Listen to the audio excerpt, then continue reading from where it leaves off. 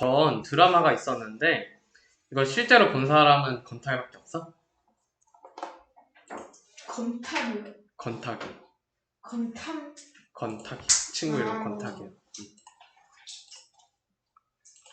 그래서 이런 스카이캐슬이라는 드라마가 있었는데 여기서 이 내용이 주로 무슨 내용이 나왔냐면 학교 얘기야. 고등학교 얘기인데 이제 고등학생들이 대학교 들어가려고 공부하는, 방금처럼 봤지, 그런 공부하는 애들이 나와.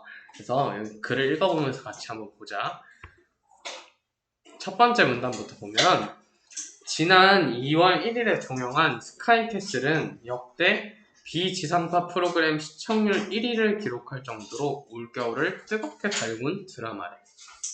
여기서 보면 비지상파 프로그램이라고 하는데 비지상파가 뭔지 알아? 지상파 TV는 들어본 적 있지? 지상파 TV는 뭐냐면 SBS랑 KBS랑 MBC 제일 유명한 3개 있지. 거기가 지상파고 JTBC랑 TVN, 엠넷 이런 데는, 그런 데가 이제 비지상파야. 그런 데를 비지상파 프로그램이라 그러고, 그래서 스카이캐슬은 JTBC에서 나왔었어. 그러고 뒤에 보면 뜨겁게 달군 드라마래. 근데 드라마가 뜨거울 수 있어? 그래서 이런 거는 비유적 표현이라고 해서 인기가 많다, 그거를 뜨겁게 달군 드라마다 이렇게 표현하는 거야.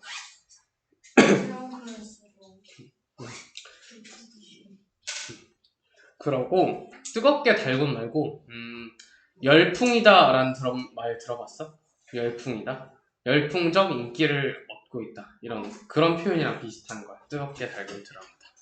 그래서 스스로를 대한민국 상위 0.1%라고 생각하는 가족들이 모여 사는 가상의 고급 빌라 스카이캐슬을 배경으로 이야기가 전개된대. 그래서 스카이캐슬이라는 엄청 좋은 빌라가 있는데 거기서 사람들이 이렇게 모여서 사는 거야. 거기서 이제 모여서 사는데 거기서 일어나는 이야기를 드라마로 나온 거야. 실제로 일어난 일은 아니야. 그냥 드라마인 거야. 그래서 이 드라마는 자식 교육을 위해서라면 어떤 수단도 마다하지 않는 어머니, 특히 예서 엄마인 한서진의 비뚤어진 욕망을 그리고 있대. 아까 보면 그 마지막에 보면 그 방석에 앉아있던 애가 예서고, 그리고 맨 처음에 예서 옆에 있던 엄마 있지? 엄마가 한서진이고, 그리고 그 검정색 옷 입고 막 머리 이렇게 착 당겨서 똥머리 하고 있던 선생님, 그 사람이 여기서 보면은 김주영이라는 사람이야. 그래서 보면 자식 교육은 대학 입시 성공인 한서진에게 예서의 서울대 의대 합격은 반드시 실현돼야 하는 하나의 목적이자 목표였대. 여기서 목적이자 목표가 어떤 거라고? 서울대 입학이. 그치, 서울대 의대 합격은 엄마의 목적이자 목표였지, 한서진의. 그래서 그런 그녀에게 최고의 입시 코디네이터인 김주영은 가장 합리적이고 효율적인 선택지다. 여기서 말하는 김주영이 아까 그 검정색 옷 입은 선생님. 자식을 김주영에게 맡긴 이웃이 어머니의 자살로 가정의 붕괴를 맞이한 것을 바로 옆에서 목격했음에도, 보면 김주영이라는 사람 때문에 벌어진 일을 여기서 얘기하고 있는 거야. 첫 번째가 이웃인데 어머니의 자살로 가정의 붕괴를 맞이했대. 김주영이라는 사람 때문에. 그리고라는 말이 있는데 이거 접속어인데 접속어 중에서 첨가의 역할을 하고 있어. 첨가는 뭐였지? 더하는 거. 어떤 걸 더해줬어? 내용을 추가해줄 때. 앞에서 하고 싶은 말을 하고 뒤에 더 말을 추가해줄 때 첨가를 써서, 접속어 중에 첨가의 목적을 쓰는 걸 써서 그 중에서 그리고를 쓴 거야. 여기서 김주영을 둘러싼 수많은 의혹이 서서히 드러나고 있음에도 불구하고 한서진은 계속해서 자신의 딸을 맡겼대. 여기서 보면 수많은 의혹들이 있었대, 김주영이라는 사람한테. 그래서 두 번째 문단으로 넘어오면, 두 번째 문단은 한서진은 왜 이런 선택을 했던 것일까? 그녀의 선택은 막스 호르크하이머가 도구적 이성의 비판에 관하여에서 제시한 도구적 이성 개념으로 이해해 볼 수 있대. 여기 보면 괄호 쳐져 있고 무슨 법 돼 있지. 이거 무슨 법일까? 여기 괄호에 있는 내용. 힌트는 여기.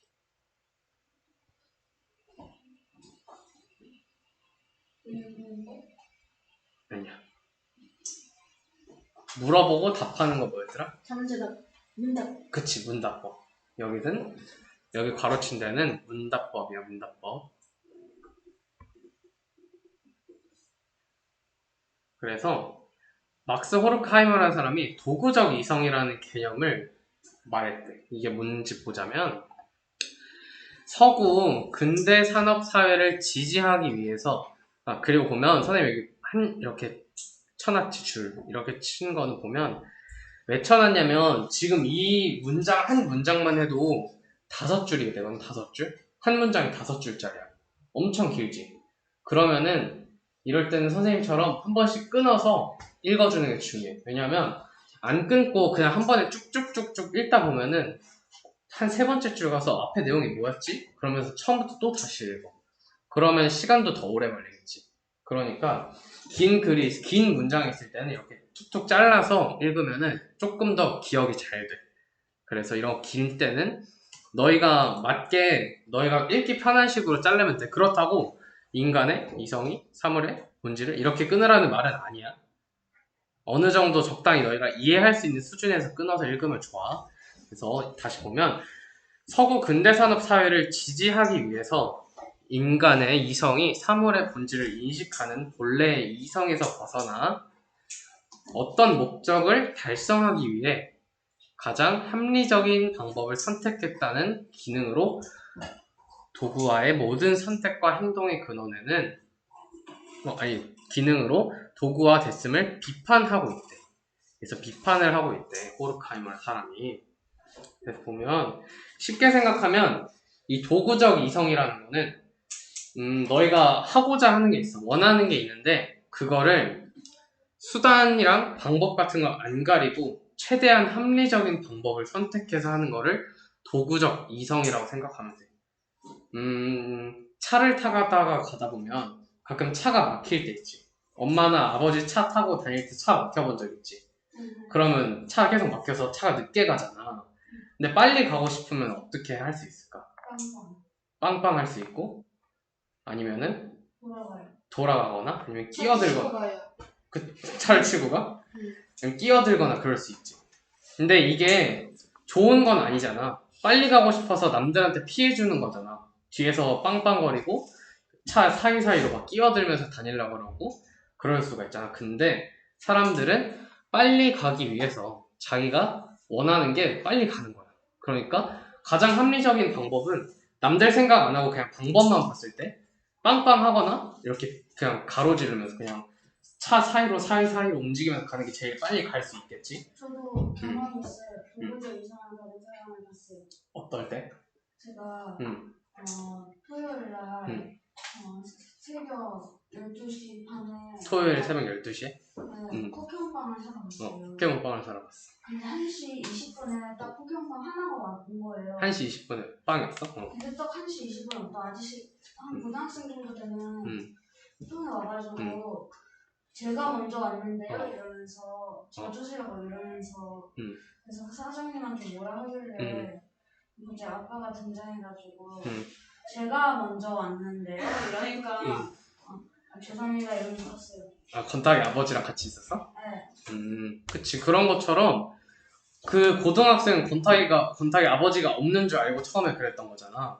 그런 것처럼 그 사람이 고등학생이니까 건탁이보다 일단 크겠지. 힘도 좀 세고. 그러니까 그냥 초등학생이네 그러면서 내가 그냥 먼저 왔다고 우겨야겠다 그러면은 원래 안 되는 거잖아. 건탁이가 먼저 온 건데. 그런 것처럼 도구적 이성으로 그냥 그런 상황에서는 자기 힘으로 이용해서 이기려고 그 빵 사려고 한 거잖아.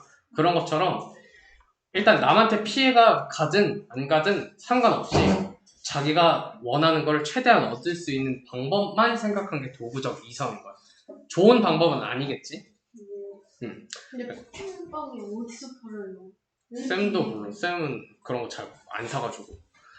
그래서 보면 한서진의 모든 선택과 행동의 근원에는 도구화된 이성이 존재한대. 어떤 건지 볼까? 그녀에게 교육은 자식이, 여기서 보면 1번, 2번인데 그 교육의 목적이야. 교육은 자식이 자아 정체성과 삶의 의미를 찾아가는 과정이에요. 근데 또 교육은 합격이라는 목적을 향한 최선의 방법이래.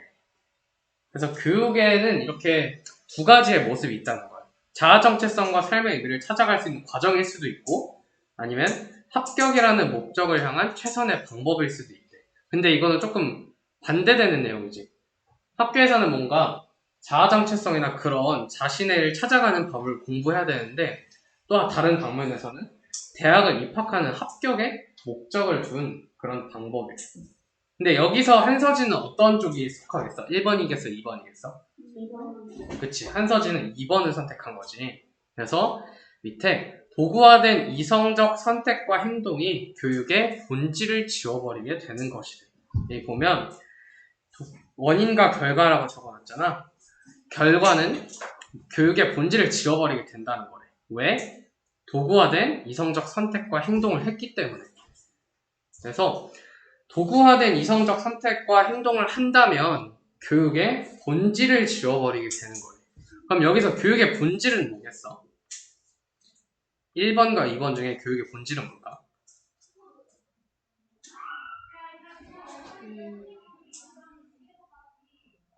1번이랑 2번 중에 어떤 게 교육의 본질일까? 원래 교육이 나아가야 되는 방향이 뭘까? 2번? 1번이지. 여기서도 말하고 있지. 보면 교육은 자식이 자아 정체성과 삶의 의미를 찾아가는 과정을 도와주는 교육의 본질. 여기 있잖아. 교육의 본질. 사이에 좀 껴져 있긴 한데 교육의 본질은 원래 자아 정체성과 삶의 의미를 찾아가는 과정인 거야. 물론 대학교에 들어가고 공부 잘하고 그런 거 당연히 중요해. 하지만 우리가 먼저 자아 정체성과 삶의 의미를 찾아가는 과정이 중요하다는 거야. 만약에 너희가 대학 가고 공부를 잘하는 게 중요해? 그러면 꼭 학교에 가야 될까? 학교 안 가고 그냥 집에서 문제만 계속 풀면 되잖아. 공부만 하면 되잖아. 그럼 학교 안 가도 되겠지. 학교에서 시험 봐? 시험 안 보지, 초등학교 때. 네? 시험 보는데요? 시험 봐? 네. 너희 그 자율학기 아니야? 아니에요. 아, 수행평가 말고 중간고사, 기말고사. 있어요. 있어? 없을걸? 아, 친구들끼리 보내요. 그래서 중학교 가고 고등학교 가면은 중간고사, 기말고사도 봐. 근데 수행평가도 봐. 너희가 하는 거에서 중간고사도 보고 기말고사도 봐. 고등학교 가면은 수행평가하고 중간고사 보고 기말고사 보고 모의고사도 풀고 다 해. 진짜 다 해. 그런 것처럼 물론 학교에 안 가도 집에서 공부만 하면 대학 갈 수 있지. 그 검정고시라고 들어봤어? 검정고시. 검정고시 보면은 그냥 졸업장 받은 거랑 똑같은 거예요. 그 시험 봐서 통과하는 건데 그렇게 해서 대학교 가면 돼. 근데 그만큼 중요할까? 공부는 중요하겠지만 그렇게까지 공부를 해야 될까? 그래서 우리 학교를 가는 거야. 학교에 가면 친구들도 만나고 친구들이랑 놀기도 하고. 학교 폭력 너무 심하잖아요. 학교 폭력? 근데 그거는 거기서 잘못된 거지. 그거는 고쳐가야 되는 거고. 그래서 학교를 가면은 친구들이랑 이렇게 지내는 법도 알고 선생님이라는 어른을 만나서 예의도 배우고 사회성을 배울 거잖아. 학교에 가서 그런 것도 중요하다는 거지. 사실은 그게 교육의 본질이라는 거지. 공부만 하는 게 본질이 아니라. 그래서 세 번째 문단을 보면 대학에서 학생들과 함께 공부하고 있는 필자에게 스카이캐슬이 그리는 대학 입시의 세계는 단순한 코믹 풍자 드라마 속 세상만은 아니었대. 여기서 말하는 필자는 글을 쓴 사람을 필자라고 해. 그래서 이 사람이 스카이캐슬 보면서 느꼈던 거를 이제 말하는 거야. 대학 입시를 통과하고 들어온 학생들에게 또다시 교육의 본질이 아닌 것만을 중요하다고 강요하고 있는 것은 아닌지 스스로 돌아보게 됐대. 그러고 대학은 학생에게 무엇을 제공해야 하는가? 대학은 학생이 자신의 자아 정체성과 삶의 의미를 찾아가는 과정에 도움을 줄 수 있는 것을 제공해야 한대. 여기 보면 선생님도 빨간색으로 가로치고 무슨 법 쳐놨지? 이거는 무슨 법일까? 그치, 문답법. 여기 보면 제공해야 하는가? 학생들한테 뭘 제공해야 할까? 그러면서 물어보고 또 뒤에 혼자서 답을 하고 있지. 그래서 여기도 문답법인 거야. 글쓰기 듣기 문답법 해야겠어요. 잘했어.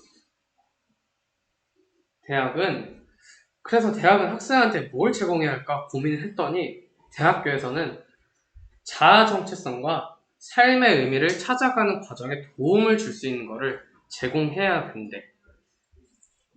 저 뒤에 더 읽어보면 개인의 자아 정체성과 삶의 의미는 내적 성찰과 외적 실현으로 구분된대. 내적 성찰과 외적 실현으로 구현된대. 구현된다는 건 구분된다, 이렇게 두 개가 있다 이렇게 생각하면 돼. 첫 번째, 내적 성찰은 자신의 있는 그대로를 긍정하는 마음에서 시작돼서 타인을 긍정하는 마음으로 발현이 된대. 쉽게 생각하면 스스로 항상 긍정적으로 생각하는 거야. 좋은 방향으로 생각하고, 만약에 그냥 나쁜 일이 생기더라도 괜찮아, 잘 될 거야, 뭐 지금은 이런 일이 있었어도 나중엔 잘 될 거야 이렇게 생각하면서 혼자서 자신의 모습을 생각해보고 앞으로 어떻게 일어날지 그런 쪽으로 생각하는 거를 내적 성찰이라고 해. 그래서 스스로 혼자 고민하고 생각하는 걸 내적 성찰이라고 생각하면 돼. 그리고 외적 실현은 내적 성찰을 바탕으로 사회의 한 구성원으로 능동적으로 살아가는 과정을 통해 구체화된대. 그래서 외적 실현은 내가 아니면 너희가 아니면 선생님이 내적 성찰을 하고 그 생각한 거를 실천으로 옮기는 거야. 행동으로 옮기는 거야. 그걸 외적 실현이라고 해. 너희 기준에서 생각해보면 내적 성찰로 나는 좋은 대학교에 들어가고 싶어 라고 생각했어. 그러면 공부를 열심히 하고 학교에서 수행평가도 열심히 하고 중간고사, 기말고사 같은 것도 잘해야겠다 혼자서 이렇게 생각을 했어. 그러면은 너희가 그 생각을 했으면 이제 행동으로 해야지. 공부를 열심히 해야겠지? 그러면은 학교나 학원에 가서 공부를 열심히 해. 그러면 그게 외적 실현이 되는 거야. 생각을 하는 거는 내적 성찰이 되는 거고, 내적 성찰, 생각을 통해서 너희가 행동을 하면은 외적 실현이 되는 거야. 이게 말만 어려워. 내적 성찰, 외적 실현은 그냥 말은 어려운데 그냥 생각하고 행동한다. 이렇게 하면 돼. 그렇게 쉽게 생각해보면 돼. 그래서 대학 교육 시스템은 학생의 내적 성찰과 외적 실현이라는 두 부분을 조화롭게 실현시킬 수 있는 다양한 기회를 제공해야 한대.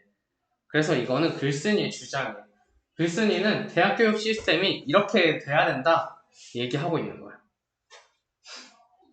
그래서 대학교에서는 사람들이 뭐 내적 성찰만 하는 게 중요한 게 아니고 외적 실현도 할 수 있도록 생각만 하는 게 아니라 이 사람이 생각하는 거를 행동할 수 있게, 이 사람의 생각하는 걸 좀 더 쉽게 도와줄 수 있게 두 개를 같이 해줘야 된다는 거지, 대학교에서는.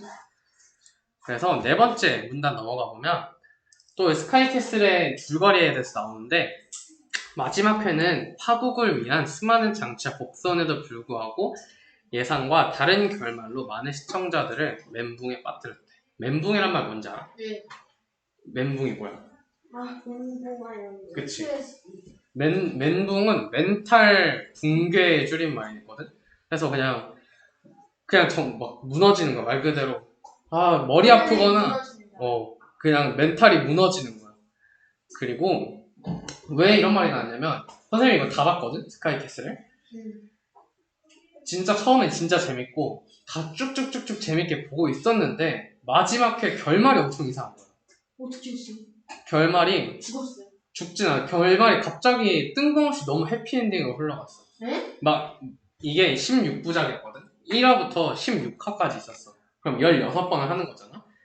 그래서 15화까지는 엄청 막 어둡고 드라마 자체가 어둡고 내용도 되게 무겁고 조금 그런 우울한 분위기였는데 갑자기 마지막 회 너무 밝아진 거야.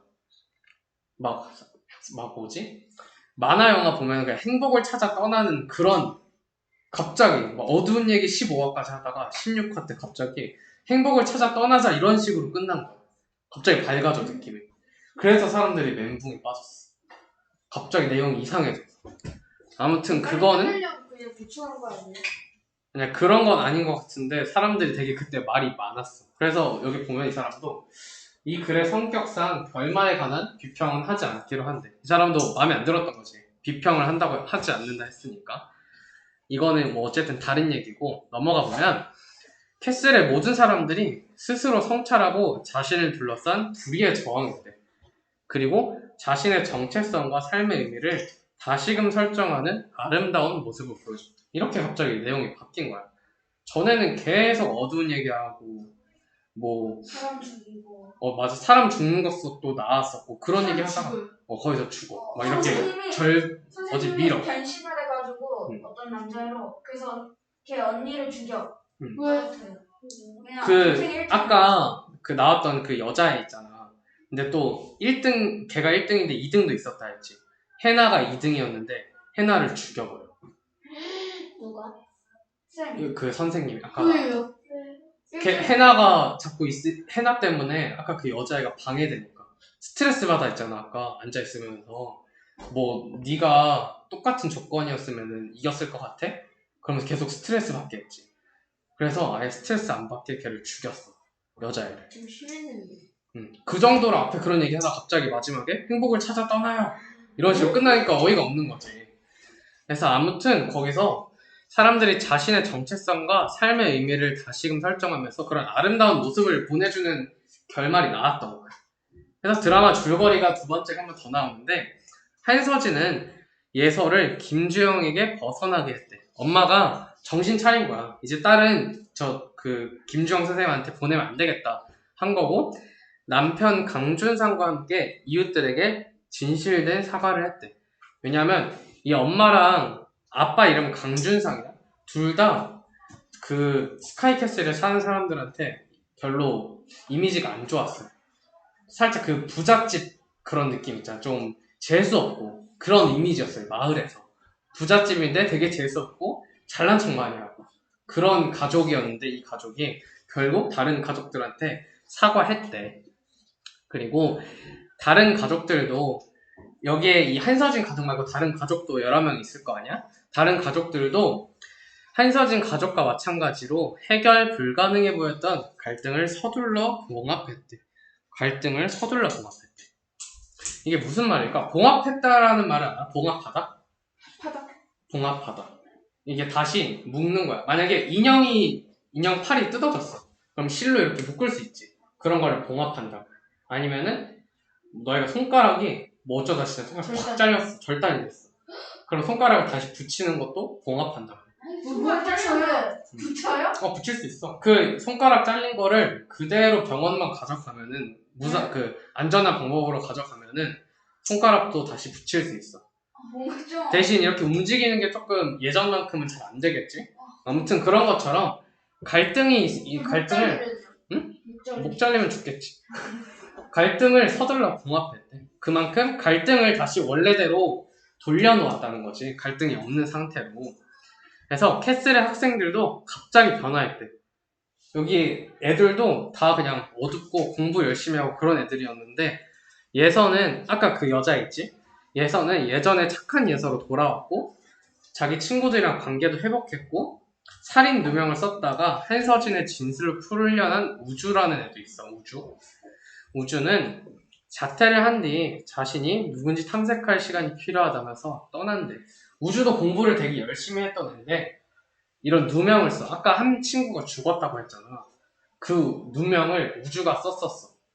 얘가 죽였다고 하면서. 그냥 우주가 빨간색 티셔츠 입고 있었는데 쌤이 맞아. 빨간색 티셔츠를 입고서 죽여버렸어. 맞아. 우주한테 떠넘기려고. 그랬는데 아무튼 나중에 우주가 풀려났고 그래서 자기는 학교에서 떠나서 혼자서 생각할 시간이 필요하다면서 떠났고 여기서 우주가 이렇게 말해.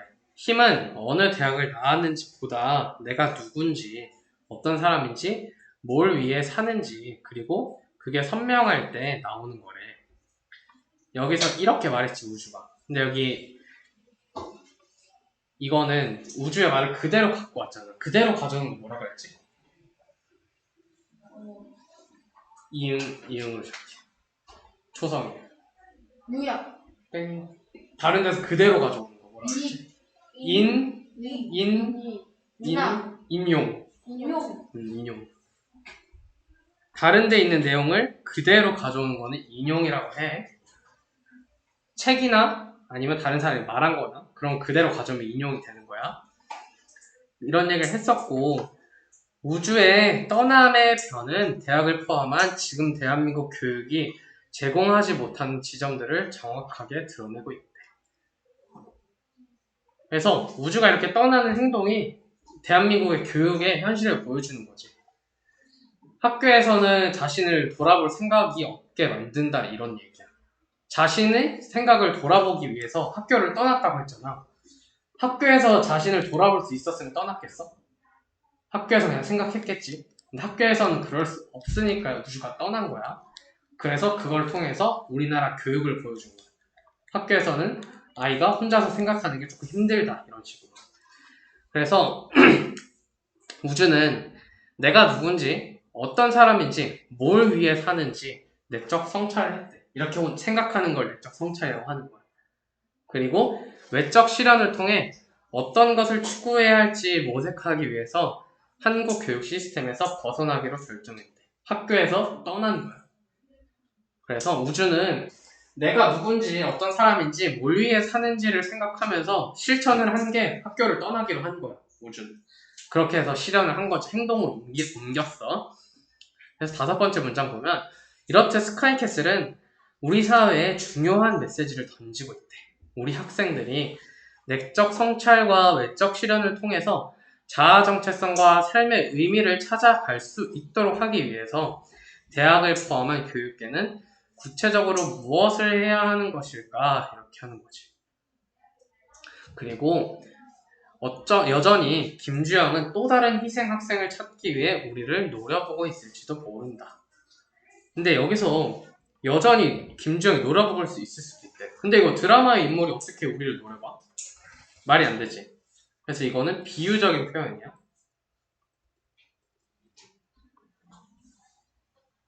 이런 것처럼 그냥 이런 사람들이 우리의 교육 현실을 방해하고 있을 수도 있다. 그냥 아직까지 우리 교육 현실에 방해하는 사람들이 있을 수 있다. 이런 걸 비유적으로 표현한 거야. 실제로 김주영이 여전히 이러고 있다는 건 아니겠지. 당연히 드라마니까. 근데 실제로 저런 사람 있어요. 그치, 실제로 저런 사람도 있겠지.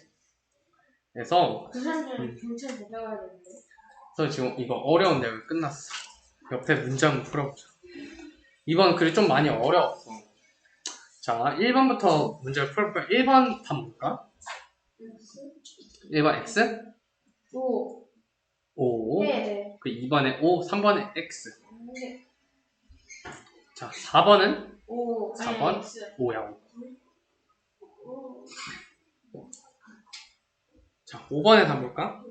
도부적. 도부적. 성찰. 7번은? 1번. 1번. 개가천선이 무슨 뜻인지 알지? 착해지는 거. 네. 사람이 다시 착해지는 걸 개가천선이라 그래. 자, 8번은 뭘까? 뭐요? 뭐에 따라 교육적 뭐가 훼손되고 있을까? 뭐라고 썼어, 너희는? 삶. 못 썼어? 삶 정체성. 보면 도구적 이성에 따라서 교육적? 아까 뭐가 훼손된다 그랬지? 본질, 그렇지. 교육적 본질이 훼손되고 있는 현대에서 대학의 교육은 학생들에게 뭐를 찾게 해줬을까? 아까 많이 나왔던 말. 그치. 자아 정체성을 찾고 스스로 뭐 할 수 있는? 그래서 아까 우주가 뭐 했지? 성찰.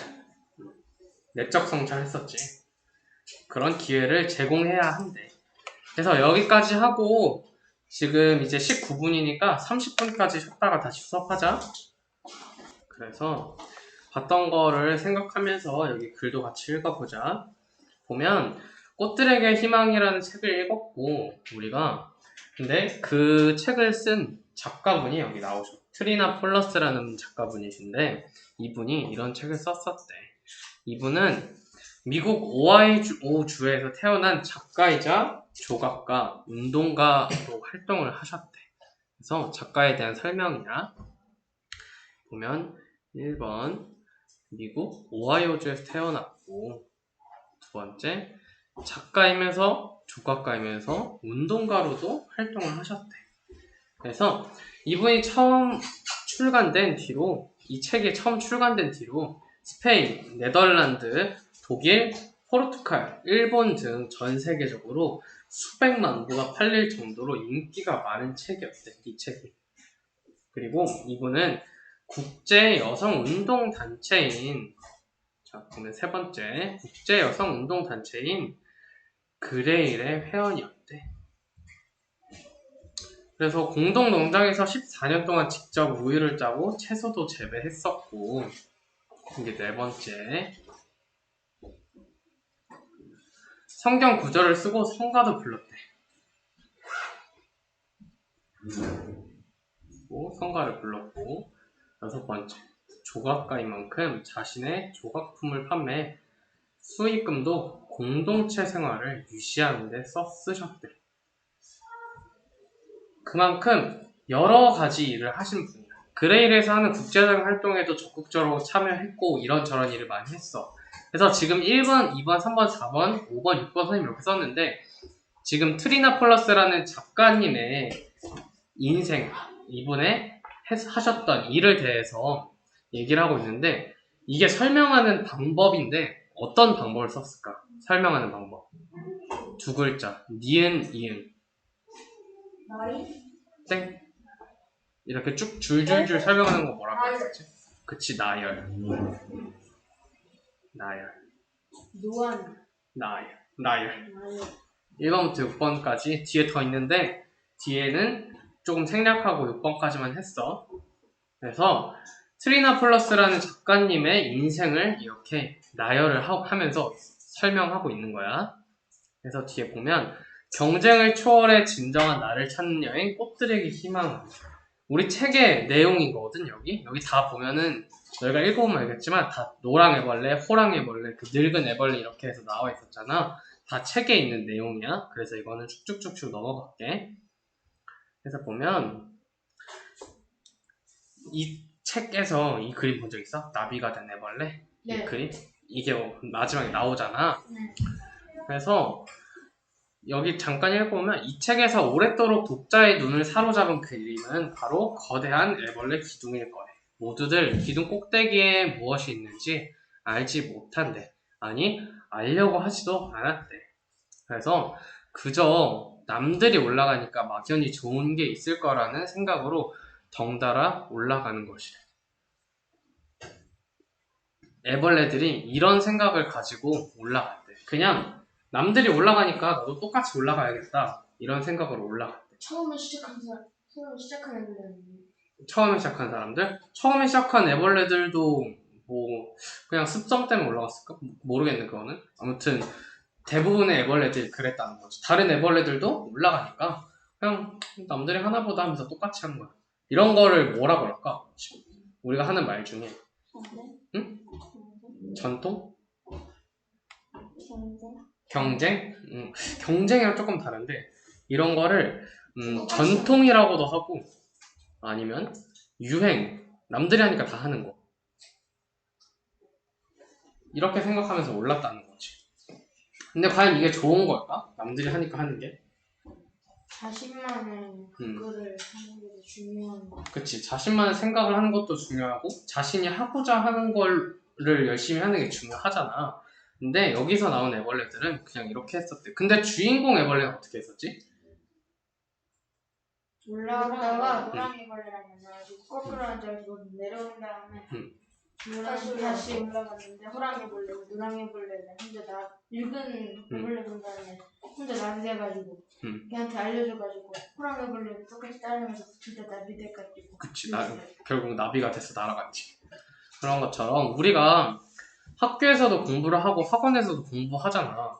너희들은 공부를 왜 해? 의사 되고 싶어서. 의사 되고 싶어서? 남들이 하니까 하는 친구들 있어? 그러니까 남들이 다 공부하고 부모님이 시키니까 재밌어서. 재밌어서? 공부에 욕심이 있어. 공부에 욕심이 있어서. 그치. 그게 좋은 거야. 너희가 지금 생각하는 게. 그런 것처럼 남들이 다 공부하니까, 친구들 공부하니까 공부하고, 집에서 부모님이 뭐 공부해야 돼 하니까 공부하고, 목적 없이 공부하는 거는 의미 없단 말이야. 그래서 선생님이 고등학교 다닐 때 친구가 있었는데 그 친구가 공부를 되게 잘했거든. 공부도 되게 잘하고 열심히 했어. 근데 대학교를 갈라 했는데 걔가 못 정하는 거야. 자기가 웬만한 데는 다 갈 수 있었어, 대학교를. 근데 자기가 어디 갈지 몰라 하는 거야, 걔는. 왜냐면 그냥 남들이 하니까 공부를 했어, 걔는. 집에서 부모님 시켜서 공부를 했고. 그러니까 자기가 뭐 하고 싶은지 몰랐던 거지. 근데 대학교를 가면은 이렇게 과를 정해서 가잖아. 뭐 의사가 되고 싶으면 의대를 간다거나, 아니면은 과학을 공부하고 싶어서 뭐 환경과학, 지구과학 이런 과를 간다던가, 아니면 선생님처럼 국어를 좋아해서 국어 국문학과에 간다던가, 아니면 영어를 잘해서 영어가 좋아서 영어학과에 간다던가. 그러면 그게 제일 좋은 방법이야. 자기가 하고 싶은 걸 찾아서 가는 거. 근데 그 친구는 하고 싶은 게 없었어. 그래서 어디 갔어요? 그래서 그냥 경영학과 갔어. 경영학과. 서울대? 학교는 쌤 알려줄 수 없고 친구니까. 그래도 좋은 학교 갔어. 경영학과를 갔어. 그게 뭐 하는데요? 경영학과 가면은 이렇게 가게를 운영하거나 회사를 운영하거나 그럴 때 필요한 기술, 그런 지식들을 공부하려고 갔는데. 건축가는 뭘 해당해요? 건축과? 건축가. 건축과는 이제 건물 짓고, 아니면은 건물 디자인을 한다던가, 아니면 건물 설계를 한다던가, 그렇게 나뉘지. 그래서 근데 경영학과를 간 이유가 뭐냐면, 경영학과를 그때 되게 많이 갔어, 애들이. 별로 뜻 없이. 경영학과는 좀 그냥 공부 막연하게 하는 거랑 똑같았거든. 그냥 남들이 다 가니까. 무난해서. 그냥 평범하니까 갔어. 근데 걔가 경영학과 가서 엄청 힘들어했어. 재미없었거든. 내가 이러려고 공부했나 그런 얘기 하더라고, 걔 친구가 대학교 가서. 그래서 지금은 뭐 하면서 살고 있어요? 지금은 그냥 다른 일에 경영학과랑 전혀 상관없네. 그래서 그런 것처럼 너희도 공부를 할 때 뭔가 목적을 가지고 했으면 좋겠다, 이런 거지. 그래서 공부할 때 너희가 하고 싶은 꿈이나 하고 싶은 일이나 그거에 관련돼서 공부를 하는 게 좋아. 그냥 공부하지 마. 그냥 하는 것보다 딱 목적을 가지고 하는 게 좋아. 그래서 선생님 친구처럼 대학교 가는데, 대학교 등록금도 비싸잖아. 한 학기에 막 거의 300만원? 400만원씩 내거든? 비싼 데는 500만원씩도 내고. 근데 한 학기에 너희가 그거 다 낼 수 있어? 엄청 힘들겠지? 지금 제 학생은 통장을 해도 한 학기도 힘들게 내야 될 정도. 그치. 그런 것처럼 대학교 다니는 것도 되게 많은 돈 내고 힘들게 다니는 건데, 목적 없이 가면은 더 힘들잖아. 돈도 내고 갔는데 공부도 재미없고. 그러니까 너희도 공부를 하거나 뭐 중학교에 가고 고등학교에 가고 대학교를 가겠지만, 대학교 갈 때 그런 거 잘 생각해 봐봐. 선생님은 국어가 좋아서 국어 국문학과에 갔어. 그래요? 선생님은 책 읽는 것도 조금 좋아했고, 그냥 국어가 솔직히 쉬웠어, 선생님한테는.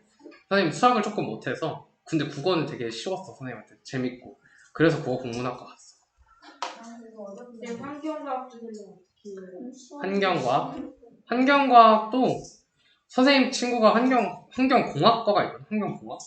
그것도 환경과학이랑 똑같은 건데, 그런 것처럼 그 친구도 환경공학에 관심이 있어서 갔어요. 그래서 그 친구 되게 만족해. 쟤는 한 명은 진짜 좋아하는데요. 그러니까 그런 것처럼 혜성이가 환경과학 좋아하면은 나중에 대학교 갈 때 환경과학과 관련된 과를 가면 돼. 그럼 가서 하는 것도 더 재밌고 그럴 거야. 대학교를 갈 수 있을지. 대학교 갈 수 있어. 그래서 보면은 뒤에 내용 보자. 길을 쓰고 오르는 애벌레 기둥 꼭대기에는 아무것도 없었대. 꼭대기에 아무것도 없었다는 게, 꼭대기를 우리가 대학교로 한번 생각해보자. 학생의 입장에서 선생님 친구처럼 이렇게 되는 거야. 꼭대기까지 올랐는데 막상 보니까 아무것도 없었던 거야. 그냥 공부했으니까 뭔가 원하는 것도 없고 뭘 해야 될지 모르게 된 거지. 그래서 내용을 보면, 적잖은 청소년들은 꿈은 부자가 되는 거예요. 너희도 꿈도 부자가 되는 거야? 부자가 되는 거야? 옛날에 아빠한테 장난치려고 한 만난 꿈이 있긴 한데 돈 많은 백수. 돈 많은 백수? 제가 아빠한테 보여주려고 꿈을 하나 만들었어요. 아빠는 왜 제 꿈을 위해서 노력을 안 해주세요 했는데 노력해주고 있잖아. 꿈이 뭔데? 이랬는데 제가 재벌이세요. 재벌이세가 뭐예요? 재벌이세? 돈 많은 사람 자식. 재벌의 아들. 그래서 그러면 부자를 인생의 목표로 삼을 수 있대. 한번 보자. 너희처럼 부자가 되기를 인생의 목표로 삼을 수도 있대. 돈 많은 백수. 그러면 어떻게 해서 부자가 될 수 있을까? 근데 그래서 이제 부자가 되는 그런 관련된 책들이 몇 개 있는데 부자가 되는 법 책에 공통점이 몇 가지가 있었대. 첫째, 부자가 된 사람들은 삶의 목표를 부자가 두지 않았대. 자기가 부자인데 자기가 부자가 되려고 한 건 아니었대. 그래서 무슨 내용인가 보면은 부자가 되려고 일한 게 아니라 그냥 하고 싶은 거 열심히 하다 보니까 내가 좋아하는 일 열심히 하다 보니까 돈이 쌓였대. 하지만 스크루지 할아버지는 부자 되고 싶어서 부자 됐는데.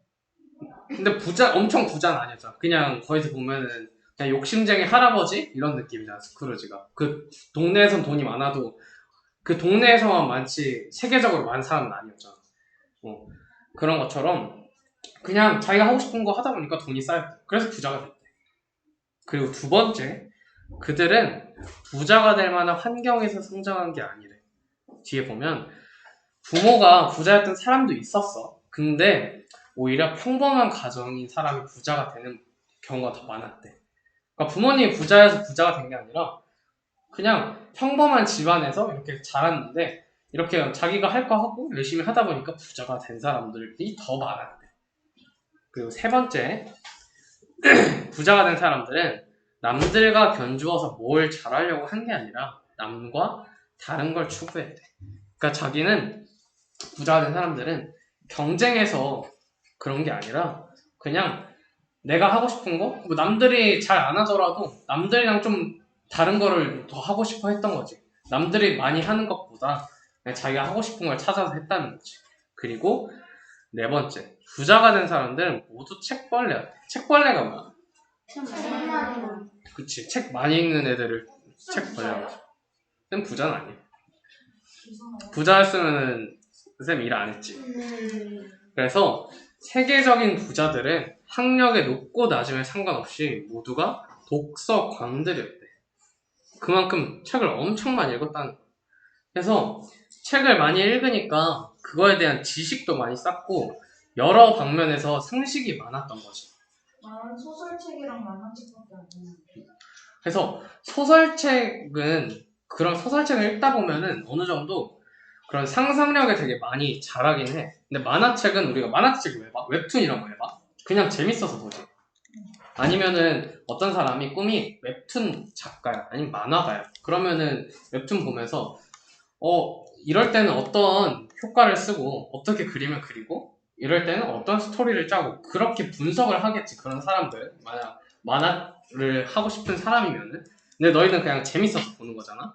그래서 만화책은 그렇게 추천하진 않아. 웹툰이나 만화책은 그건 그냥 재밌을 용도로만 보고, 책은 우리가 과학책이나 역사책이나 그런 거는 우리가 경험해보지 못했던 것들인 거잖아. 그 책에 나오는 거는 뭐 우리가 조선시대에 대한 책이 있어. 근데 너희가 조선시대를 살아봤어? 네. 어떻게 살아봤어? 전생에 살아봤어요. 지금은 안 살아봤지. 네. 그래서 조선시대를 잘 모르지. 그리고 만약에 과학책을 읽었어. 과학책에서 무슨 실험을 했대. 근데 우리가 실제로 그 실험을 해볼 수 있을까? 네. 어떻게? 생각을 해서. 그런 수준의 과학 실험은요. 엄청 막 물리적인 실험이나 아니면 핵이나 그런 관련한 실험 우리가 할 수가 없잖아. 웬만한 건 직접적으로. 동영상 봐요. 그런 것처럼 책이나 그런 걸 통해서 우리가 공부를 하자는 거지. 그러면은 우리가 생각도 더 많이 할 수 있고 상상력도 많아지고 창의력도 많아진다. 그래서 그렇게 되다 보면은 남들이랑 상상력이 많으면은 상상력이 없는 사람이랑 상상력이 많은 사람이랑 적은 사람이랑 비교했을 때 누가 더 많은 일을 할 수 있을까? 많은 사람. 그치. 상상력이 많은 사람이 이거는 이런 일을 할 수도 있고 뭐 저건 이런 일을 할 수 있겠다 하는데 상상력이 적으면은 그 적은 범위 안에서만 행동할 수 있잖아. 상상력이 많은 사람은 여기저기 살 수 있는데 그렇다 보니까 상상력을 기르는 게 중요하다. 창의력도 기르고 책을 읽다 보면은 건탁이 예전에 천문학 얘기하지 않았어? 아, 네. 그런 거 읽다 보면은 다른 친구들이 천문학 같은 거 얘기해도 잘 모를 때 있잖아. 건탁이만 알고 있는 사실일 때도 있잖아. 그러면은 건탁이만 천문학에 대해서 공부할 수 있겠지. 그런 것처럼 자신만 할 수 있는 걸 만들 수도 있다. 책을 많이 읽으면. 그래서 부자가 되고 싶으면 책을 읽으래. 그러고 부자가 되려고 하지 말래. 그냥 자기가 하고 싶은 거 하다 보면 돈이 쌓인대. 쌤, 그럼 거지 되고 싶다고 하면 재벌이 되겠네요. 그건 아니지. 부자가 되고 싶다 해서 부자가 되고 싶다 해서 부자가 될 수도 있고 안 될 수도 있는 거니까. 그렇다고? 환경과학 때 돈 못 벌어요? 응? 환경과학 때 돈 못 벌어요? 환경과학자? 네. 근데 환경과학자 주변에 환경과학자는 없어서 모르겠다 선생님. 공부하는 친구는 있어도. 정부에서 주나? 응? 정부에서 정치에서 줄까요? 정부에서 주냐고? 정부에서 일하면 정부에서 돈 주고 기업에서 일하면 기업에서 회사에서 일하면 회사에서 주지 않을까? 그래서 여기 보면 뒤에 보면 하지만 노랑나비가 되고자 하는 길은 쉽지 않대. 여기 보면 잠깐만. 노랑나비가 되고자 하는 길은 쉽지 않대. 여기서 노랑나비가 되고자 하는 길은 뭘까? 나비가 되잖아. 그러면 나비가 돼서 날아갔지. 성공했다는 얘기거든. 성공한 사람. 노랑나비를 성공한 사람에 대입해서 생각해보자. 그래서 사회에서 성공한 사람이 되고자 하면은 쉽지 않고 용기도 필요하대. 근데 너희가 성공하고 싶으면 어떤 마음가짐과 태도를 가져야 할지 여기다가 써봐봐. 조금. 밑에 있는 거 신경 쓰지 말고 너희가 써봐봐. 응? 까먹어요? 아니 여기다 그냥 써봐. 밑에 줄. 너희 생각을. 저거요? 아니 너희 생각. 이거 선생님 생각이고. 좀 미리 써져 있는데요? 썼어? 응? 왜 써져 있지? 나 안 썼는데? 뭐라고 썼어? 글씨를 자신이 이루고 싶은 목적을 달성하기 위해서 그만큼 노력을 했거든. 라고 써져 있어요. 자신이 원하는 걸 이루려면 노력이 필요하다고? 안 썼는데? 너도 모르게 쓴 거 아니야? 숙제하다가? 전에서 한 거 아니야?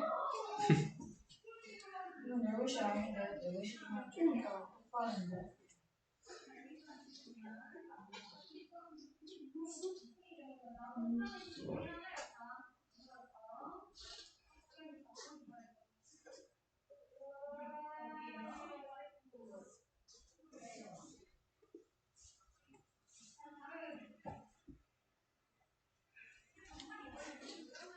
그냥 간단하게 써봐봐.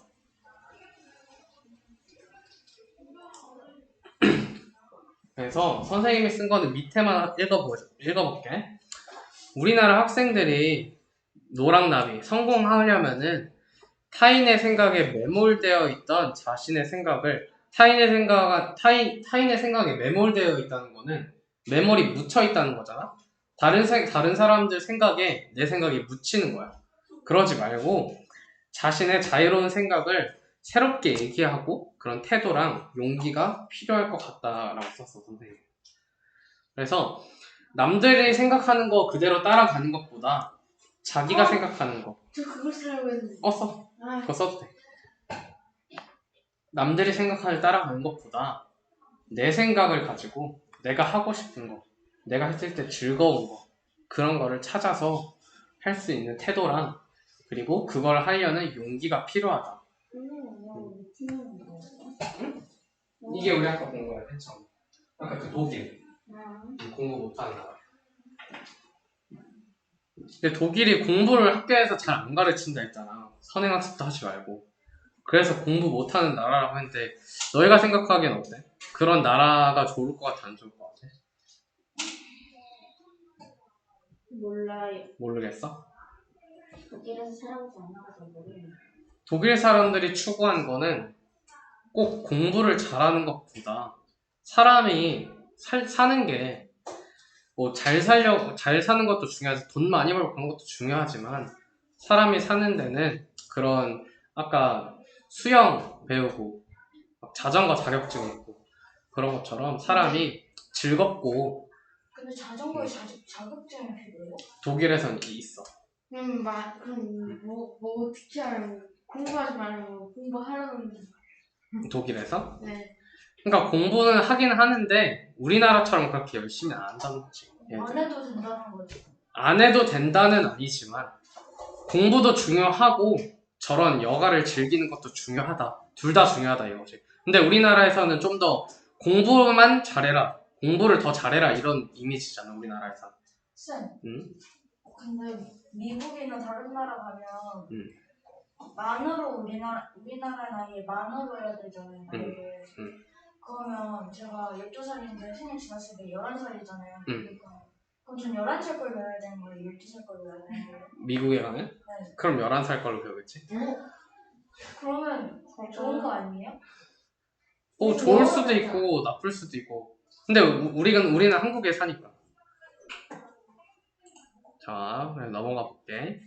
그래서 자, 이제 다음 책 내용에 대해서 나올 건데 1번 호랑 애벌레가 정든 나무에서 왜 내려오고자 했었지? 특별한 걸 찾고 싶어. 특별한 걸 찾고 싶어서. 그치, 그거랑 비슷해. 보면 호랑 애벌레는 그냥 먹고 자라는 게 삶의 전부는 아닐 거라 생각했대. 그래서 그 이상의 삶의 의미를 찾아서 정든 나무에서 내려왔대. 그러니까 애벌레로 태어났는데 그냥 애벌레로 태어나서 먹고 그냥 성장하고 그게 전부가 아닐 거라 생각하면서 내가 뭘 더 할 수 있을까? 그러면서 나무에서 내려왔지. 애벌레들은 왜 기둥 위로 오르고자 했는지. 여기들은 뭐가 들어갈까? 애벌레들은 다른 애벌레들이 뭐에 올라가고자 했었지? 그치, 기둥 꼭대기. 기둥 꼭대기에 올라가고자 했는데 그곳에는 멋진 것이 있을 거라 생각하고 뭐를 오르고 했었지? 그치, 기둥을 오르고자 했었지. 근데 애벌레들이 자꾸 떨어졌어요. 진도 올리면서. 응?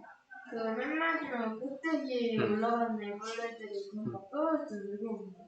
그거는 자기들이 깨달은 거지.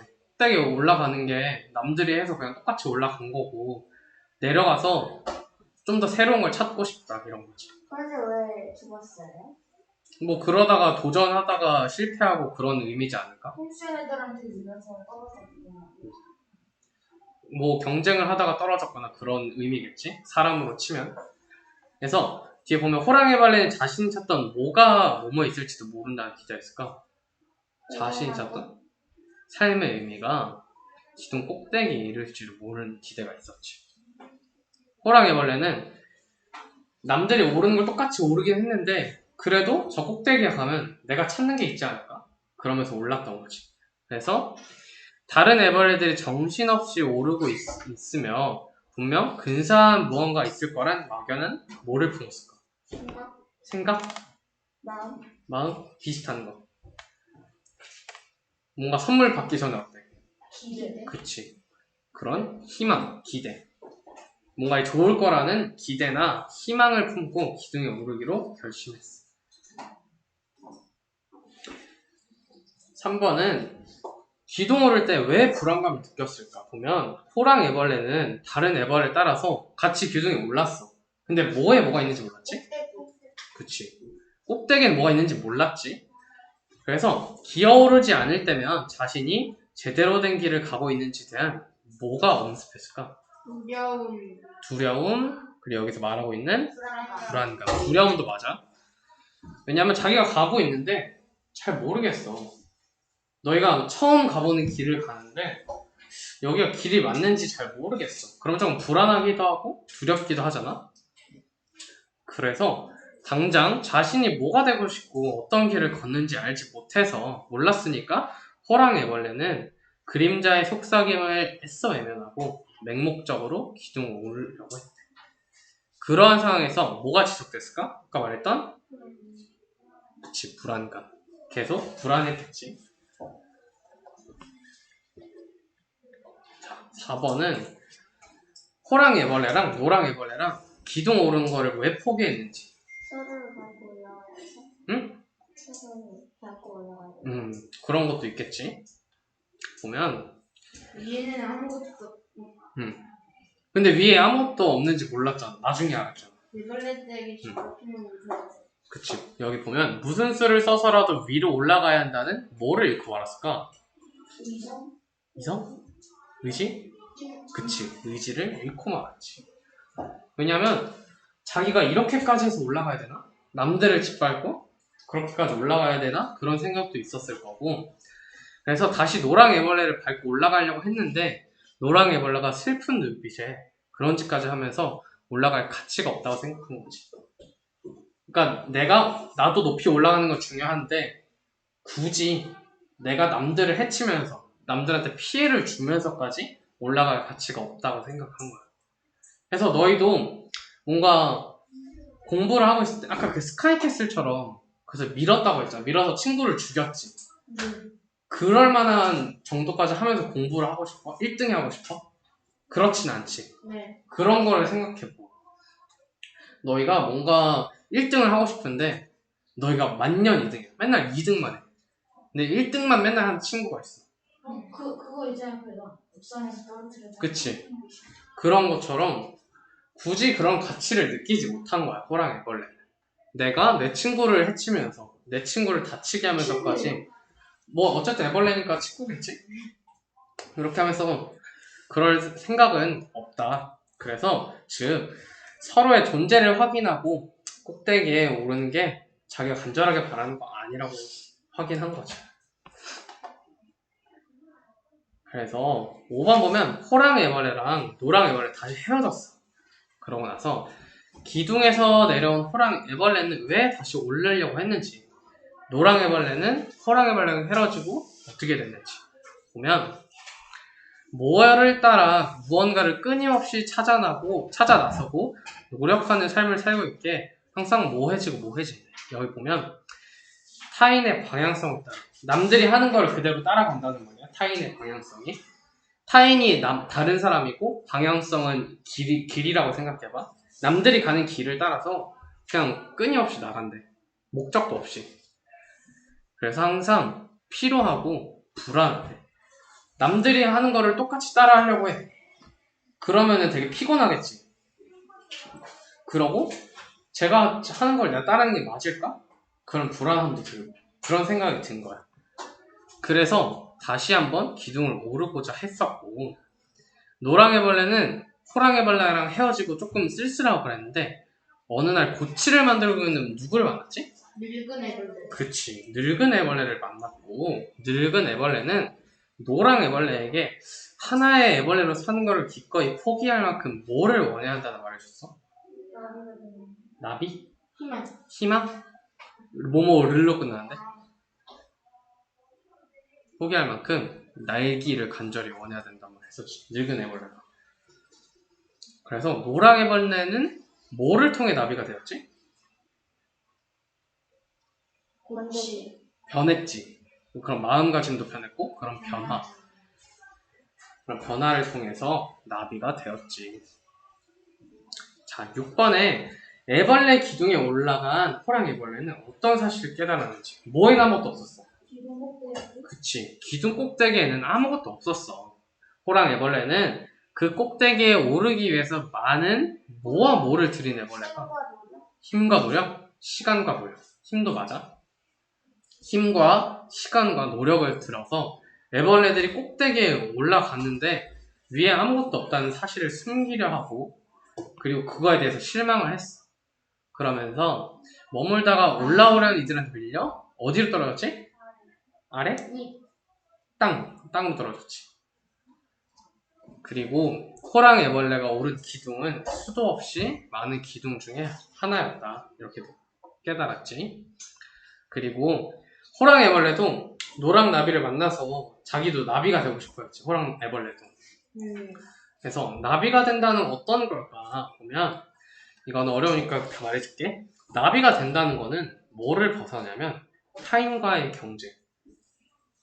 이렇게 애벌레로 살면서 계속 다른 애벌레랑 경쟁하고 이렇게 올라가는 거를 벗어나서 자기는 그냥 애벌레에서 고치가 되고 고치에서 나비가 되는 거야. 그래서 경쟁에서 벗어나서 오직 자신만의 가능성을 믿고 이렇게 나가는 거야. 그리고 그 안에서 나비는 자유를 경험했고 멋진 삶을 살아갈 준비를 한 거지. 그리고 타인한테 도움을 주고 희망을 주는 새로운 생명을 만드는 삶이. 이게 말이 되게 어려워. 호랑나비랑 노랑나비 짝짓기 하면 공룡 나오잖아요. 근데 나비는 그게 될까? 생각 안 될 것 같은데. 왜냐면 교배를 할 때 DNA가 다르면은 수정이 안 돼. 그렇게 예를 들면은 개랑 고양이랑 교배를 해. 그러면 교배가 안 돼. 왜냐면 DNA가 달라. 개냥이. 개냥이? 개냥이. 개냥이 나. 근데 라이거가 나왔잖아요. 라이거는 유전자를 조작한 거야.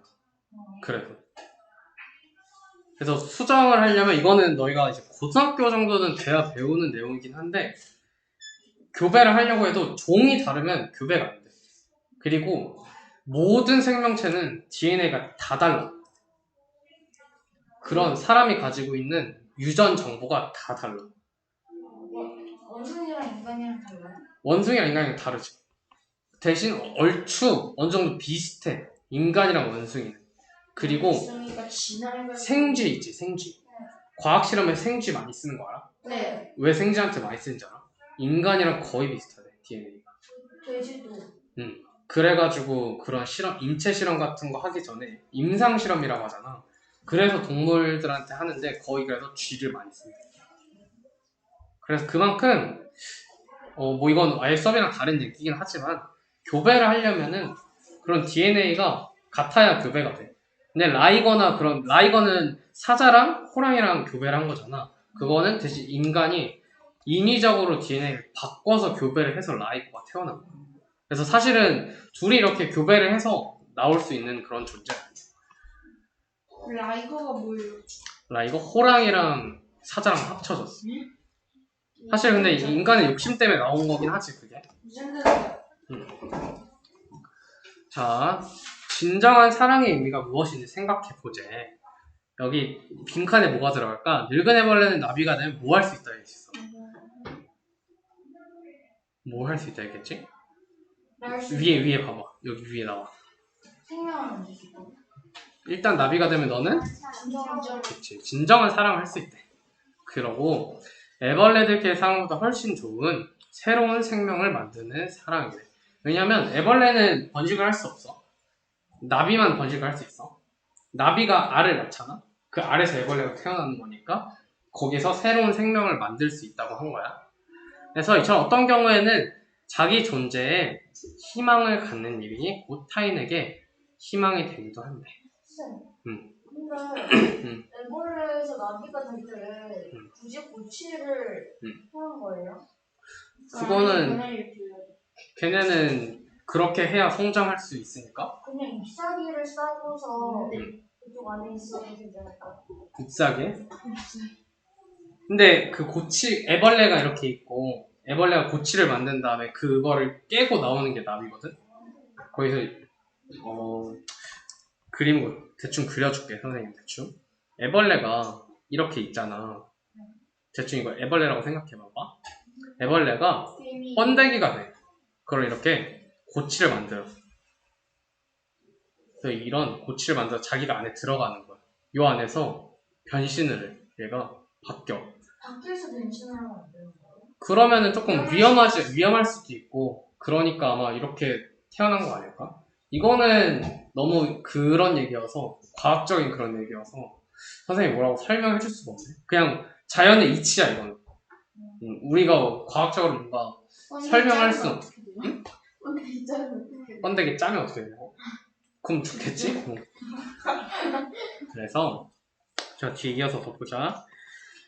도움이 되는, 즉 나비가 되는 거는 널리 많은 사람들에게 도움이 되는 공동선을 지향하는데, 공동선이 뭐냐면 모두가 좋은 일인 거야. 공동 화장실 들어본 적 있어? 네. 공중 화장실 이런 거? 그런 것처럼 모든 사람, 남녀노소 그냥 상관없이 모든 사람들이 좋아지는 거, 그런 걸 공동선이라 그래. 그래서 그런 걸 지향하는 일이래. 애벌레들의 사랑은 이기적이지만 나비의 사랑은 달리 이타적인 사랑이래. 이기적이라는 말은 알지? 네. 이기적이라는 말의 반대말이 이타적이야. 이기적인 거는 자기만 생각하잖아. 이타적인 거는 남을 생각하는 마음이 크다는 거야. 그렇다고 이타적이 자기를 생각을 안 하는 건 아니야. 자기도 생각하면서 남을 배려하는 마음이 이타적인 거야. 그리고 이번에 보면 작가는 이런 맹목적으로 그냥 의미 없이 기둥을 오르는 호랑 애벌레 모습을 통해서 뭘 얘기하고자 했을까? 이거 뭐라고 썼어? 쓴 사람 있어? 민준이 쓴 거 같은데? 민준이 뭐라 썼어? 민준이 안 썼어? 썼는데? 민준이 한번 읽어봐봐. 진정한 사람은 남을 믿고 자신을 믿는 거예요. 응? 진정한 사람은 남을 믿고 자신을 믿는 거예요. 진정한 사람은 남을 믿고 자신도 사랑하는 거야? 그치. 그런 거를 말하고 싶었지, 작가는. 또 다른 사람 쓴 사람. 적긴 쓰는데 몰라요. 뭐라고 썼어? 일단 말해. 새로운 생명을 만드는 것처럼 희망을 갖는 것. 새로운 생명을 만드는 것처럼 희망을 갖는 거? 지민이는 뭐라 썼어? 새로운 생명을 만들 수 있는 것. 새로운 생명을 만들 수 있는 거? 그치. 그런 것처럼 작가는 너희가 말했던 것처럼 남을 사랑하고 자기도 사랑하고 그런 걸 얘기하고 싶었던 거야. 자, 3번은 새로운 시작이라는 말을 남겼대. 그 책 마지막에. 그래서 새로운 시작의 의미는 뭔지 이거는 어려운 그냥 선생님이 다 말해줄게. 호랑 애벌레랑 노랑 애벌레는 뭐를 통해 나비가 되었냐면 변화, 아까 말했던 자신의 마음과 그런 모습의 변화를 가지고 나비가 됐었고 그리고 태어난 내면의 모습을 느꼈대. 그러니까 애벌레 스스로 자신의 마음이 바뀌었다는 걸 깨달은 거야. 왜냐면 내가 그냥 남들처럼 이렇게 기어오르는 것보다 내가 나비가 되어서 늙은 애벌레 만나서 바뀐 거잖아. 노랑 애벌레도 그런 것처럼 자신의 모습을 자신의 생각을 바꾸게 돼서 나비가 됐으니까 그렇기 때문에 새로운 시작은 호랑 애벌레랑 노랑 애벌레는 타인을 따르는 게 아니라 그냥 애벌레도 올라가는 것처럼 남들을 따르는 게 아니라 자율적이고 선택적인 자신만의 삶을 살게 된 거야. 그런 의미를 가지고 새로운 시작은 이라는 말을 했대. 그 늙은 애벌레는 어떻게 됐어요? 늙은 애벌레도 뭐 이렇게 알려줬으니까 나비가 되지 않았을까? 자, 그래서 자 이제 다시 시작할게. 여기 오늘 거 조금 어려우니까 잘 들어봐봐. 쌤, 응? 오늘 시험이 있었거든. 응? 아 뒤에 문제 푸는 거? 오늘 어떤 시험? 어떤 시험 있다고 하잖아. 그거 다 다음 주. 아, 자 보면은 우리 계속 핵심어 찾고 핵심 내용 찾고 그런 거 최근에 했었잖아. 그거에 대한 문제야. 보면 어떻게 하면 드러나지 않는 핵심 내용을 잘 파악할 수 있을까라는데 우리 전에는 웬만하면 다 책에서 찾을 수 있었지. 근데 이제 책에서 안 나오는 핵심 내용을 찾아봤지. 어렵겠지? 자 보면 예문에 지금 본질이라는 말이 굉장히 많이 나와. 그러면 이 예문에서 본질은 뭐가 될까? 핵심어, 핵심 단어? 핵심 단어를 핵심어라 그러지? 여기서 예문에서 본질이 핵심어가 돼. 그래서 쪽수 알려줘. 76쪽에. 그래서 본질이 핵심어인데 그럼 핵심 내용이 뭘까 찾아보자 했는데 밑에 글 봐봐. 어떤 대상이 반드시 가져야만 하고 그것을 다른 세상과 구분해주는 속성. 여기 보면 어떤 대상이 반드시 가져야 하고 그거를 구분해주는 속성. 이거는 본질에 대한 뭘까? 설명해주는 거? 그치, 정의. 본질에 대한 정의. 그리고 정의를 또 다른 말로도 개념이라고도 해.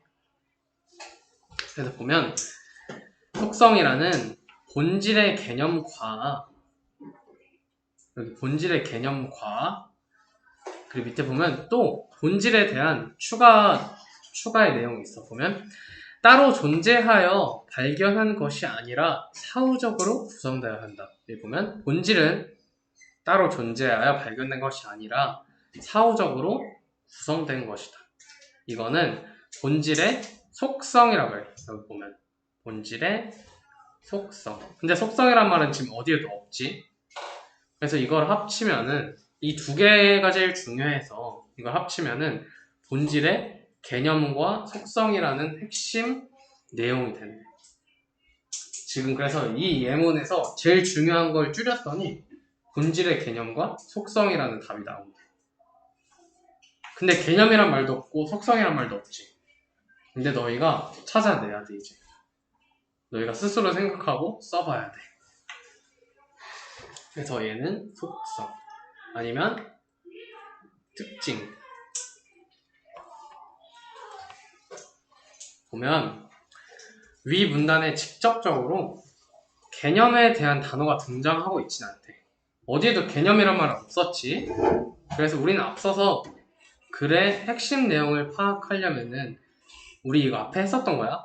핵심어가 포함된 문장 주목하고 처음과 끝에 주목하고 세 번째 문장과 문장을 이어주는 접속어 중요하고 반복적으로 등장하는 단어 중심으로 찾아보고. 그래서 이렇게 해서 찾고 나서 너희가 이렇게 바꿔봐야 된다는 거지. 개념과 속성 이런 말로. 그래서 보면 그 밑에 글에 따라서 중심 내용이나 뭐 주제나 구조나 전개 방식이 쉽게 나올 때도 있어. 우리가 전에 했었던 거는 그래도 예문에 다 들어있던 내용들이었어. 근데 이런 방금 했던 예문처럼 중심 내용이랑 주제가 직접 안 드러날 때도 있고 구조나 전개 방식이 말하는 방식이 글을 쓰는 방식이 복잡하거나 모호할 때도 있대. 모호하다는 건 애매하다 그런 뜻이라고 했었지. 그래서 우리는 글에 드러난 여러 가지 정보를 단서로 해서 우리가 찾는 거야. 여기에 나오는 거 우리가 탐정처럼 여기서 찾아내야 돼. 이 글이 무슨 얘기를 하고 싶은 건지. 그래서 단서를 통해서 표면적 의미, 중심 내용, 대략적 구조, 논지의 흐름 이런 거를 우리가 찾아봐야 돼. 말 되게 어렵지? 자, 밑에 예문을 보면 이 예문 1, 2, 3번은 한 글이야. 글 하나짜리인데 이렇게 하나, 둘, 셋 나눠 놓은 거야. 그래서 한번 보자. 여기 보면 정부는 조세를 부과해서 재정사업을 위한 재원을 마련한다. 그러고 쭉쭉쭉 글 있고 여기서 접속어 어디 있어? 접속어 찾아봐. 저거요. 그러나 말고 다른 접속어 찾아봐.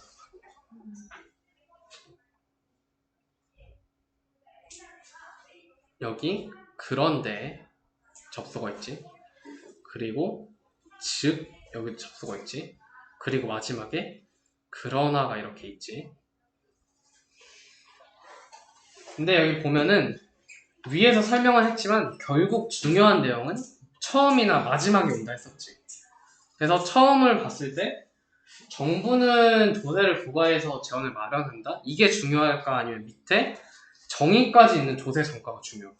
여기 조세 전가에 대한 정의도 하고 있잖아. 여기 밑줄 친 거. 이게 좀 더 중요하겠지? 그러면은 여기 보면 이를 조세 전가라고 한대. 그래서 정의를 하고 있어. 그럼 이 1번 문장의 핵심 내용 얘기하자면 어떻게 될까? 방금 처음에 했던 것처럼 뭐뭐뭐의 개념, 뭐뭐뭐의 정의 이렇게 쓸 수 있겠지. 그럼 여기서는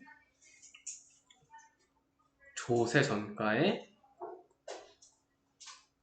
뭐라고? 뭐가 들어갈까요, 이게? 조세 전가에 개념 아니면은 조세 전가에 정의 이런 식으로 쓸 수 있다는 거야. 여기서. 조세정가란 말만 쓰면 안 되죠. 그치, 그거는 핵심 어만 쓰는 거니까. 그리고 2번에 보면은 조세 전가에 대한 얘기가 다 쭉 나오는 거야. 보면 정부가 볼펜의 자루당 100원의 물품세를 생산자에게 부과한다고 하재. 예를 든 거지. 이렇게 해보자, 생각해보자 하면서 밑에 그거에 대한 내용을 쭉쭉쭉쭉 얘기하고 있어. 그래서 지금 예시를 들고 있잖아. 예시를 들 때 핵심 내용은 지금 어쨌든 조세 전가에 대한 얘기하고 있잖아. 조세 전가에 여기에 사례 아니면 예시 이렇게 써줘요. 예시라는 말은 없지만 여기서 예시를 들고 있으니까 조세정가의 예시에 대해서 얘기하네? 조세정가의 사례가 나오고 있네 이렇게 쓰면 돼. 근데 3번은 더 어려워. 3번은 보면 양측의 실제 부담 비중은 어떻게 결정될까? 이는 소비자나 생산자가 제품 가격 변화에 어떤 반응을 보이는가에 따라 달라진대. 여기서 양측의 실제 부담 비중을 얘기하는데 양측은 여기서 어떤 걸까? 양측은 두 가지의 입장이잖아? 여기서 두 가지의 입장이 나오는 말이 뭐가 있어?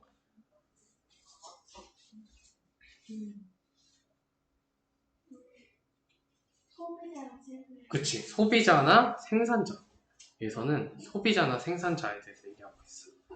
그래서 밑에 쭉 보면 실제 부담 비중에 대한 얘기를 계속 하고 있거든? 보면은 그러면 이런 건 어떻게 써야 될까? 소비자나 생산자가 아니면 생산자의 실제 조세 부담 비중.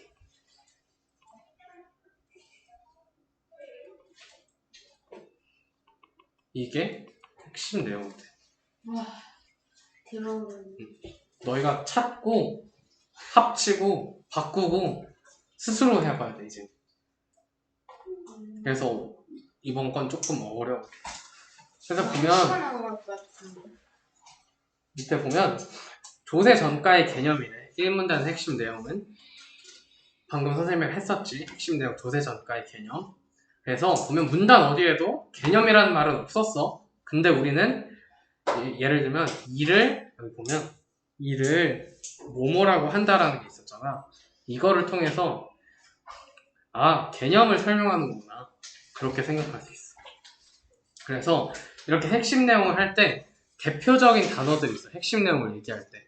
보면 정의, 개념, 본질, 특징, 장단점, 긍정적 측면과 부정적 측면, 예시, 사례, 의의, 견해, 평가, 효과 이런 말을 써서 주로 많이 얘기한대. 그래서 예시랑 사례랑은 거의 비슷한 말이야. 방금 했었지. 두 번째 문단에서 조세 전가의 예시나 사례 이렇게 할 수 있고 핵심 내용을 쓸 때. 그리고 또 정의랑 개념도 어느 정도 비슷한 얘기니까 조세 전가의 정의, 조세 전가의 개념 이렇게 쓸 수 있는 거야. 그래서 여기 두 번째 문단은 예시로 설명할 수 있어서 조세 전가의 사례 이렇게 얘기할 수 있다는 거지. 아니면 조세 전가의 예시 이렇게 할 수 있다는 거지. 세 번째 문단은 첫 문장에서 제시된 내용이 곧 핵심 내용이었다. 아까 말했던 양측의 실제 조세 부담 비중. 근데 여기서 양측이 뭔지를 생각해야 되잖아. 양측이라고 하면은 뭐가 양측인지 우린 잘 몰라. 그냥 양측이 있대. 그러면은 두 가지가 있는 건 알겠는데 양측이니까 두 가지 입장인 건 알겠는데 두 가지가 뭐지? 모르니까 그 뒤에 읽어보면 생산자와 소비자를 찾았었지. 우리가 양측이 뭔지. 그래서 생산자와 소비자의 실제 조세 부담 비중 이렇게 쓸 수 있는 거예요. 그래서 우리가 핵심 내용을 파악할 때 중요한 거는 일단 뒤에 보면 글의 특성상 핵심 내용이 표면적으로 명확히 드러나는지 그렇지 않은지 일단 중요한 게 아니래. 글을 읽었는데 핵심 내용을 쓰려고 했어. 근데 예문에 다 적혀 있는지 아니면 예문에서 찾을 수 있는지 없는지 중요한 게 아니라 그 글이 무슨 얘기를 하고 있는지 글의 내용에 대한 정확한 이해가 중요한 거예요. 그래서 예전에 그런 서바이벌 같은 거는 그냥 어느 정도 대충 읽으면 이거 답이겠다 싶은 그런 문제들이 되게 많았지. 그런 것보다 글을 읽고 이 글이 무슨 얘기를 하고 있는지가 중요하대, 지금부터. 서바이벌이 뭐예요? 서바이벌? 너희가 지금 하는 거. 아, 그래서 지금부터 뒤에 문제 풀어봐봐, 한번. 자, 세트 2의 1번을 보면 지금 유리창이라는 말이 굉장히 많지. 그치, 유리창이지. 그래서 어쨌든 핵심어가 유리창인 건 알겠어. 그래서 근데 유리창에 대해서 무슨 얘기를 하고 있는 건가 보면, 투명한 유리창은 외부의 빛을 거의 그대로 통과시키기 때문에 강렬한 여름 햇살이 유리창을 통과해서 실내로 유리창의 역할. 근데 밑에를 읽어보면 유리창. 그러나, 여기 그러나를 한번 봐봐. 빛을 계속해서 차단하는 유리창은 유리창의 본래 역할을 수행할 수 없대. 중간의 내용이 뭐냐면, 그래서 너희가 다 읽어봐야 되는 게 그런 거야. 보면 유리창을 통과해서 열이 들어온대. 그냥 유리창 쓰면 여름에 햇볕이 들어오잖아, 방으로. 근데 그냥 유리창을 쓰면 그냥 다 들어와서 안에가 더워진대. 그래서 우리는 보면 이를 방지하기 위해서 일반적으로 커튼을 이용한대. 커튼. 그래서 실내로 들어오는 빛을 차단하는데, 커튼에 의해 흡수된 빛은 커튼의 온도를 올린대. 어차피 커튼으로 막아도 커튼이 햇빛에 달궈지니까 여기 보면 방의 온도가 상승한대. 그래서 열 출입이라는 말이 있어. 그냥 열이 나갔다 들어왔다, 그런 거야. 햇빛이 들어왔다 나갔다 그런 얘기야. 관점에서 보면 빛 차단의 효과는 제한적이래. 그러니까 커튼을 쳐도 빛을 차단하는 게 별로 도움이 안 된다, 이런 말이지. 이를 보완하려면은 커튼 역할을 하는 유리창의 필요성을 생각해 볼 수가 있대. 그러나 빛을 계속해서 차단하는 유리창은 유리창 본래의 역할을 수행할 수가 없기 때문에 투명 상태랑 불투명 상태 사이에 자유롭게 변환이 가능한 조각 유리가 보완되었대. 그래서 여기서 유리창이란 말이 계속 나오잖아. 그래서 이런 단점 때문에 조각 유리가 나왔다는 거죠. 지금 커튼 쳐도 안 되고 그냥 유리창 써도 안 되니까 조각 유리라는 방법이 나왔대. 그래서 이 문장은 이렇게 쓸 수 있는 거야. 조각 유리가 나왔는데 투명한 유리창이랑 커튼의 단점 때문에 조각 유리가 나왔다, 이렇게 얘기하는 거야. 그럼 유리창과 조각유리 이렇게 하면 안 돼요? 유리창과 조각 유리? 네. 그건 안 돼.